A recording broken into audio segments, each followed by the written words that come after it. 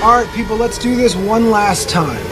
But this time with Gwen Stacy. My original idea for this video was to make it a YouTube short, but I had way too many ideas that I'll get into that I couldn't effectively use in the short format. After watching Spider-Verse, I couldn't help but want to recreate the action, emotion, and the visuals that the film delivered to us. It's hard to encapsulate all those things in a stop motion animation, but I thought a focus on the background could help with it, so I had one point to myself in this video: to make the background a character.